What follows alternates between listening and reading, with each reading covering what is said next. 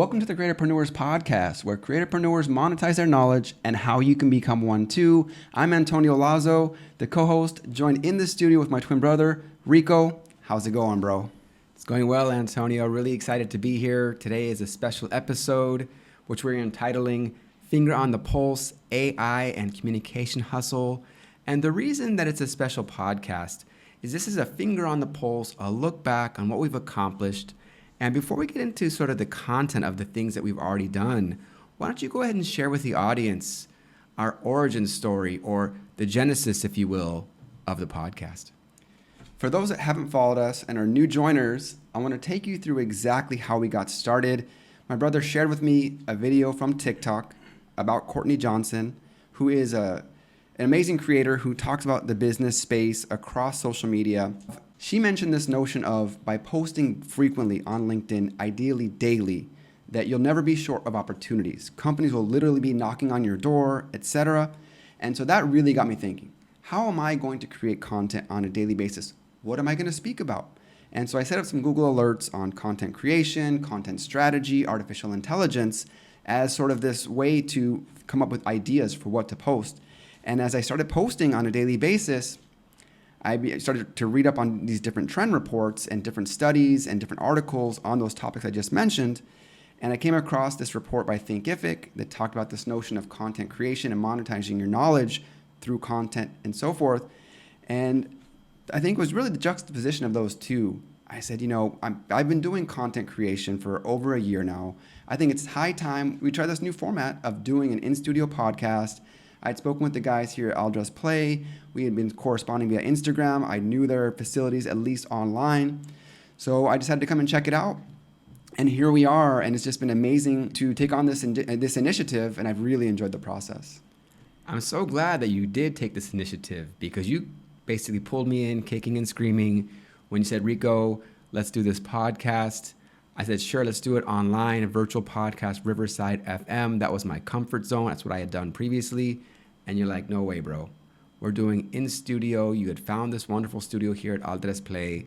And you said, no, we're going to do an in-studio podcast. And the reason I was so resistant is that I knew that when you're talking about degrees of difficulty, Olympic diving, if you will, and there's a simple dive, that's just the audio podcast. You can do, I don't know the names of some of these, flips and whatever, and that's like the virtual podcast online. But when you do an in-studio podcast with what you like to say, the lights, the camera, the action of the sound guys helping us out, that is the most degree of difficulty. And it's been a great learning experience. So I'm so grateful to you, and dear audience member, thank you for watching us on this journey. I know we're going to start with looking back, and I just wanted to mention briefly that if those who have not yet read the Thinkific report, this is going to be a shot in the arm to your understanding of how you can get started. There are so many ways to monetize. We've covered many of those through these episodes, but I think the takeaway for me that really motivated me to want to join forces with you and do this was that it's never too late. That regardless of your age, just get started. And that's why we're here. And with that being said, Antonio, I know you mentioned that you've been doing this 30-day challenge with AI. Why did you choose AI, and what have you learned in this challenge thus far? As I mentioned, I've been doing content creation, primarily short form, but leveraging a lot of the AI tools to script from a transcription perspective, utilizing different chatbots like ChatGPT, Gemini, Claude, and Perplexity. I really only had a surface level understanding of what generative AI is, meaning that you're inputting text and you're getting text back, you can massage the information, etc. But in my research, I knew that I had to dive deeper. I had to understand the impact of AI on a personal as well as professional level. There are really, I think, you could argue three camps when it comes to AI. There are the proponents that support it 100%, and there are those that are fearmongers who basically state that AI is going to destroy us, it's going to destroy humanity, etc. And the third camp, of course, is either those that have their head stuck in the sand, or even worse, have never even experienced or played with or experimented AI and just have no opinion, right?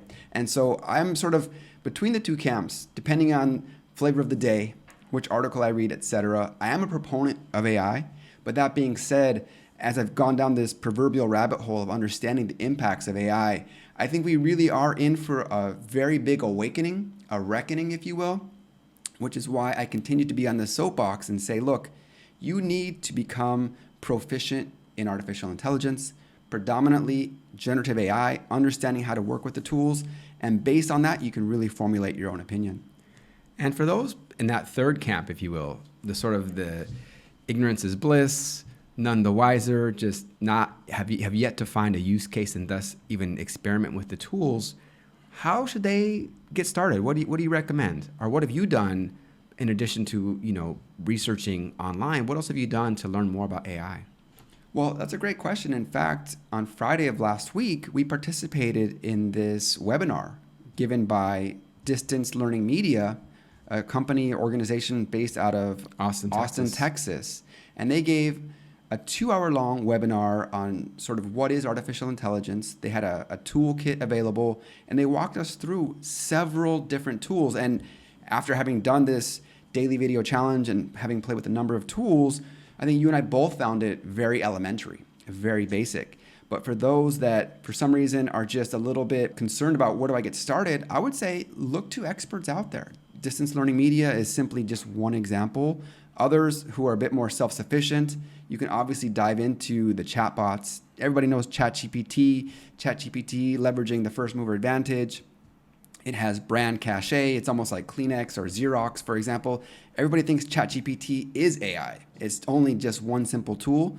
But I would say start with a well-known product like ChatGPT, and then you can experiment with others like Gemini, like Claude, like Perplexity, Pi.ai, or just a few that we've come across ourselves.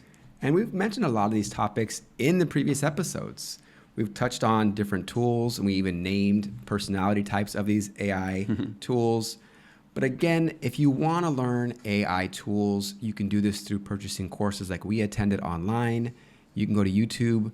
I like to call YouTube the free university. You can follow content creators who will walk you through, and it's never too late to start. But it is really, the moment is upon us, and because of this notion that things are moving so quickly. Here's a great segue to talk about some of the research you've done when we look at artificial intelligence and compare it to other types of technology and sort of the technological advancement or technological adoption curve. Maybe you can walk the audience through how AI stacks up or compares to technology throughout history. What's interesting is that you and I both took career sabbaticals right as OpenAI dropped ChatGPT to the world. And so we've been a little bit lucky or fortunate, I can say, in just being able to have time to really study AI and do a deep dive, whereas a lot of people just haven't had that opportunity.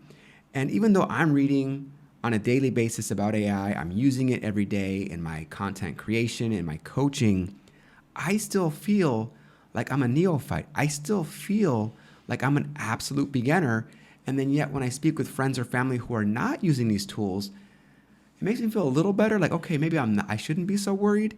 But I started to really research and become interested in just how fast is AI advancing. But I wanted to really compare that or juxtapose that with other human technology discoveries or inventions. And just to walk the audience through this is a great article. We'll post this in the show notes. But the World Economic Forum created this great article and chart highlighting different tools that humanity has discovered or created. Things like the first tool use 3.4 million years ago. So this isn't even Homo sapiens. This is our ancestors at some point using stone tools, etc. And then moving along quickly, bow and arrow 60,000 years ago. The first musical instruments, flutes, 43,000 years ago. Okay, how about tools that creators would use today? Writing, the first evidence of writing, 8,000 to 6,000 years ago. Paper, right? Papyrus paper, 500 BCE. The printing press, 1000 AD, or CE as it's now called, I guess politically correct. Photography, 1825. So you see these time periods. It's taken millennia, if you will, to get these advances. We're starting to get into more modern technology, the telephone in 1850. Okay, still, the first airplane, 1903, the Wright brothers, Wilbur and Orville Wright. Then from there, the television in 1925, the computer in 1943, the moon landing in 1969. So only, 1903 to 1969, 66 years from first flight to putting a man on the moon. What if we continue? Internet protocol in 1983, World Wide Web in 1991, smartphones in the early 2000s, iPhone 2007, and now here we are with ChatGPT in 2022, and they're saying that these technological advances are happening so quickly that 100 years of change is happening in only 4 years. 100 years in 4 years. So again, this is just that call to action. Take the responsibility for your future by learning about and studying AI and finding that first use case so you can really start to get behind it and understand how it can impact your life. Not just for the worse because you're losing a job, but for the better because you can actually use this tool to help your own future.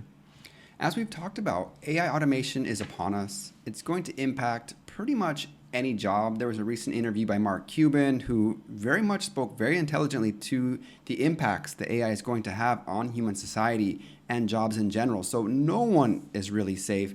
I actually want to talk about maybe 2 topics that I've looked at in depth recently. The first being a report that was commissioned by the US State Department when interacting with this organization called Gladstone.ai. Gladstone.ai, they're the ones to say, hey, look, let's raise the red flag and raise our concerns with AI that as these companies, they call them the frontier AI labs. We're talking about OpenAI, Google DeepMind, Anthropic, the maker of Claude, that in many ways, they are racing for this prize known as artificial general intelligence. So we've talked about AI quite a bit, but artificial general intelligence is that next level, meaning the equivalent of human understanding, human thought, creativity, knowledge, etc., getting to the point where we can create an artificial intelligence that is equal or potentially superior to us. And they're saying that they're in this race to kind of get that bag, if you will, that the first one to get there is going to be the control of everybody's destiny. And that in doing so, because they're so far advanced compared to governments in the United States and other places around the world, that no one really knows what's going on. So they're sort of trying to put in this checks and balances and saying, hey guys, we need to put in some regulations here, because if we don't, these companies are going to put human safety in the backseat in pursuit of profit, in pursuit of riches. And I think it's a fair argument. Now, of course, they did get paid a hefty sum for this report generation, which was a lot of research and a lot of effort. And it remains to be seen if their 5-point plan, which basically involves additional governmental regulation, oversight, and framework, and so forth. But most importantly, criminal penalties for those that don't adhere to these purported or requested type of laws to be put in place. So it's a very interesting time to be alive and understand is like, okay, AI is great. It helps us do a lot of tasks from an automation perspective, but they identified really 2 key risks. One is this notion of AI automation, where things can basically just accelerate at such a rapid pace that we could have like these cyber attacks. And then this notion of loss of control, where basically they supersede our own knowledge and ability to control them, and they basically turn us off and turn against humanity and blow the world up, essentially. So I'm not here to be a naysayer, a doomsday proponent, but those are the arguments that are taking place today. It sounds like Terminator 2 with Skynet and these cyborgs coming from the future to take over the world. It can certainly sound a little bit of like a doomsday scenario, but what do you think, Antonio, is the key to confront and to deal with these technological advances, especially since they're occurring so rapidly?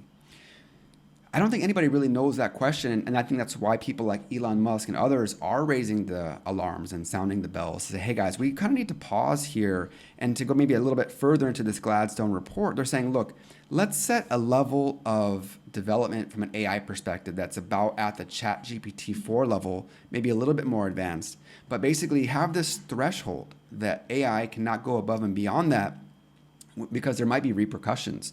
So I can understand that perspective, but to get worldwide adoption and coordination on some kind of global regulatory framework, I view that as very, very difficult. So what I would say is, look, when we talk about artificial intelligence, specifically generative AI, for the most part, people are familiar with text, inputting into a prompt, a question or details, create a recipe for me, or analyze this report for me at work, whatever the case is. But in addition to text, now we're seeing text to images, text to video, and most recently, there's this company called Suno, which allows you to create your own song. So literally you input a short prompt, 10 to 20 words, no more, hit enter. Not only you get a song, you'll get the lyrics, you'll get the music, you'll get the title of the song, which you can edit. So the Suno artificial intelligence model creates the music, and then in conjunction with ChatGPT, you have the lyrics all coming together. It's free to try, it's open to the public. And so when you start to experiment with that, it really is a little bit alarming though. You're like, wow, I mean, this can basically compete with artists, right? I mean, any job is on the chopping block, so to speak. So I think, again, for those that are at all concerned, get your hands wet, formulate your own opinion, and stay ahead of the curve if at all possible. Interesting and exciting stuff depending on where you stand on this side of how much artificial intelligence should be developed and continue to grow. And hopefully it does remain regulated to some degree, because we certainly know that if corporations given the green light will go as far as they can. I just wanted to interject a little bit that I personally believe that one of the best ways to stave off this notion of losing your job or not staying relevant in this new future of work, and this is another pillar of our content, it's really about communication. We previously on the show spoke about Jensen Huang, the CEO of NVIDIA, talking about there's no longer going to be a need for traditional programmers coding behind a computer screen, but instead interacting with this technology, whether it be through written text or who knows, even verbal communication, right? ChatGPT, and now has ChatGPT voice. But I think it's just exactly that. It's about communicating or creating these songs with Suno. You're going to need to be able to have coherent messaging. And I still think this is one of the most important things for people to understand, that communication is what really connects all of us. This is the one thing that everybody does for the most part on some level, some better than others, of course. But I think that is one of the keys. We've spoken about this at length in this show. By becoming the best communicator you can be, it's certainly going to help you stay relevant. When you're talking about things like posting daily on LinkedIn, you can do this through written text. You're literally typing up your opinions, your thoughts, etc. And let's be honest, I would imagine that most content creators, most of those people posting to LinkedIn, you see the telltale signs of ChatGPT. If there are the emojis, if there are this certain language, etc. But I think ultimately it's really about making sure you're becoming the best communicator you can be. Without a doubt, when it comes to written communication, I just saw recently this application that allows you to create UGC style ads in which you basically quote unquote hire an AI actor to come in and basically portray a particular script.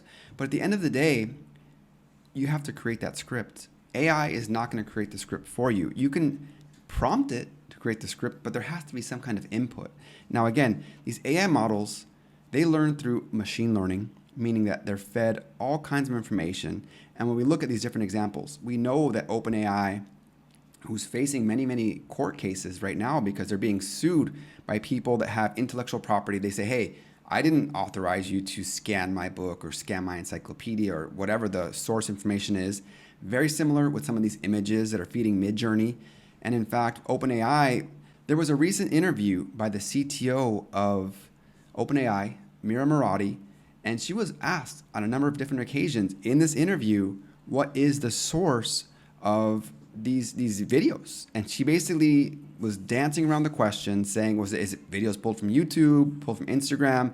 And she stuck to her guns, and she said basically it's publicly available video and licensed software. I believe the example given was Shutterstock, for example. In the case of Suno, they're not releasing. They're very tight-lipped about what is the key source of information coming into these systems. So going back to the larger question of communication, in order to interact with these tools, you are communicating. You're a very big fan of the voice prompts within ChatGPT, things you cannot do with Claude, for example. I tried to do it today, and they said, no, we don't do that yet. So when we talk about communication, it really is important to focus in on the one human skill that is going to be paramount, regardless of any job you do going forward, whether it's through the written word or speaking orally to the system. That is the number one skill that even supersedes AI skills. I think this is a good time to mention perplexity.ai. We've spoken sort of ad nauseum about ChatGPT, Gemini, Claude, even Pi to some degree, these AI chatbots. And Perplexity, if you think about it, is really sort of taking traditional browser search engines like Google, Bing, etc., and combining that with this interface of a chat GPT, an AI prompt engine. And it allows you to have information delivered to you in a way that reads very much like ChatGPT, but it provides the sources. You were speaking about Mira Murati being very tight-lipped about what the source of the information is. So I think Perplexity is a great tool. If you've not yet tried it, we'll drop that into the show notes as well.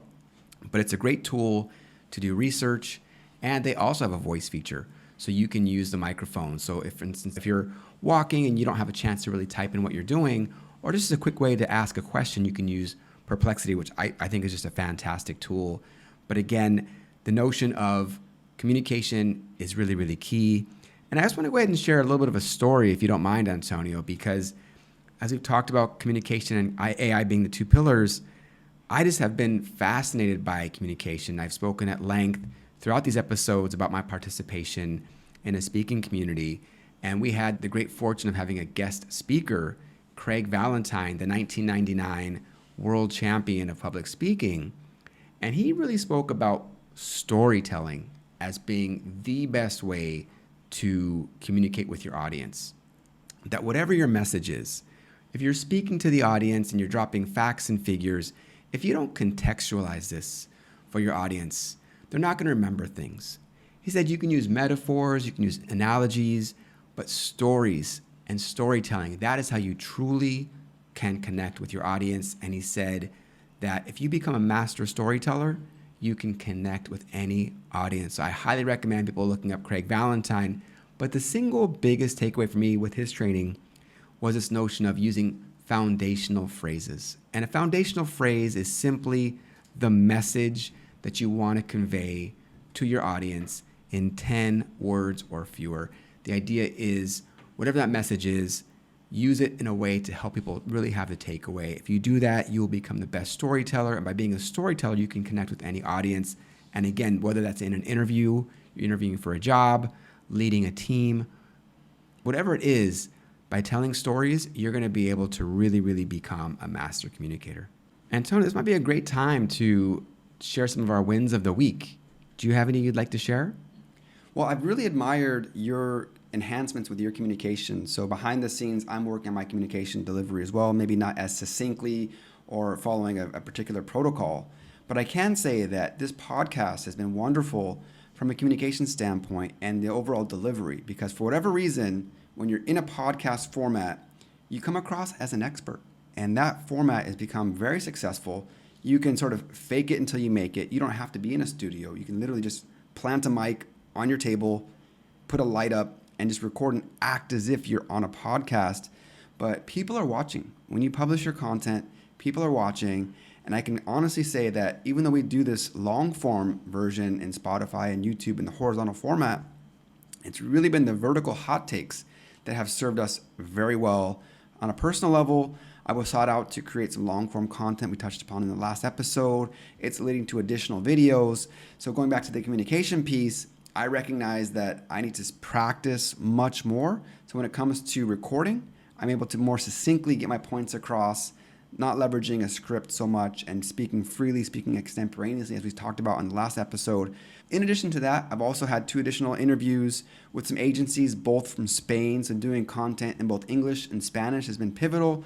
And again, it all comes back to this idea of producing content in this podcast format. So I'm really enjoying this. And I'd like to get your thoughts on some of your success stories that you've had as a result of whether it's this podcast or others. I would say the 2 big wins of the week are, one, helping my client out with her own podcast.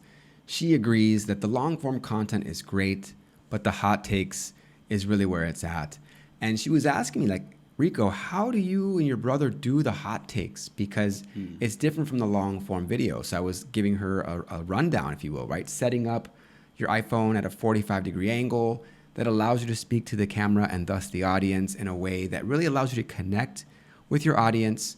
And people are just surprised by this. And so this is, again, the call to action. You don't have to be a subject matter expert to the nth degree. You just need to be one chapter ahead sharing knowledge. And you don't even need to monetize everything that you know, because you want to be able to incentivize people to want to work with you. And so for me, this has just been a fantastic opportunity to learn and go deeper. As I mentioned at the beginning of the show, the In Studio podcast has upped my own podcasting knowledge. And then the second thing I wanted to share just briefly, when it comes to storytelling, people are like, oh, well, how do you become a storyteller? Practice. I was reading, I forget which book this was, where it said it's no longer enough just to know what you need to do, but how you do it.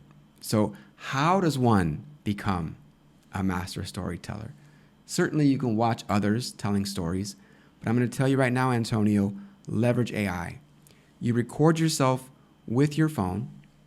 Then what you do using AI, you transcribe the video, and then you insert the transcript into AI and you say, analyze this story based on this framework: hook, rising conflict, resolution, climax, message. And then it spits out, of course, its output, and it gives you feedback, constructive feedback. Here's the good, here's the bad, here's the ugly. And then you take that and you incorporate it into what you're doing. And this is how you become a better storyteller. I have been amazed. And again, with these 30-day challenges, I don't know why I was so resistant to taking on 30-day challenges before, but I think it is the ultimate cheat code to stay on top of your productivity. It's like if you know you need to deliver a video or a speech or whatever it is you're competing with, it's a fantastic way to stay motivated. Two key points you touched upon that I'd like to comment on as well. One is, I think people have a fear of creating content. Now that I was thinking about this, just listening to you deliver your message right now, is it's not even a fear of being on camera. It's this notion of what am I going to say? But even more than that, it's how am I going to say it? So by practicing your communication, whether it's in front of the mirror, just recording yourself and looking at yourself, I think that's really the ultimate push to get you over that hump, if you will. This notion of like, can I deliver a message? Do I not sound like an idiot? Do I sound official? Do I sound professional? Do I sound like an actual creator? I think it's probably the number one tip you can give to a new creator. It's like, sure, it's very easy to say, just hit record, just get started. But it's like anything, you need to practice, right? And by practicing your communication in a particular environment, whether it's you in the car, selfie mode, in your home, in a podcast studio, whatever, it's about doing the repetitions.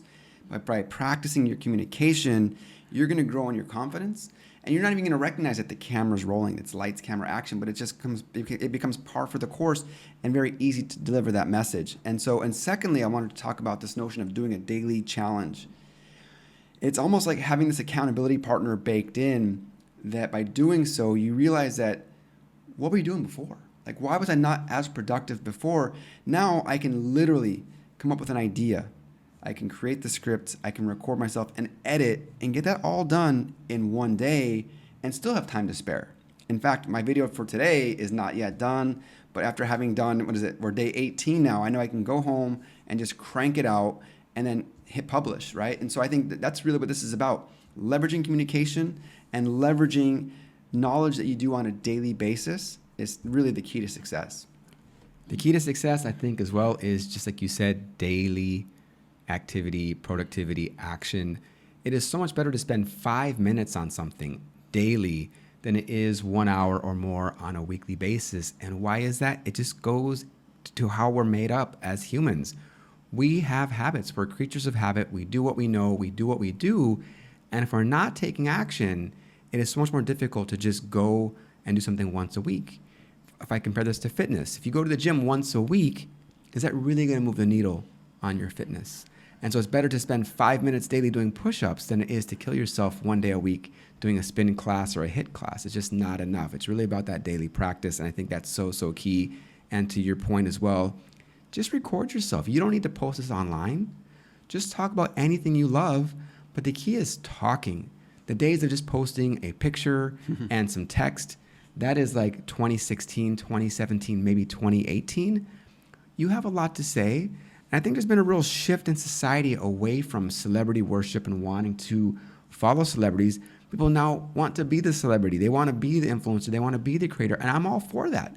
I would much prefer somebody creating content and being into self-promotion than simply watching somebody else who's rich and famous do their thing. So I think it's really important to just put yourself out there. The article I read in Rolling Stone about this company called Suno is that one of their financial backers talked about this notion that the world is underserved by musicians. I mean, we're talking about billions of people on Earth, yet there's probably only a handful in comparison if we look at the ratios of total number of musicians worldwide. I mean, what is the possible number? It's in maybe a million, a couple million, who knows exactly, versus the 8 billion people.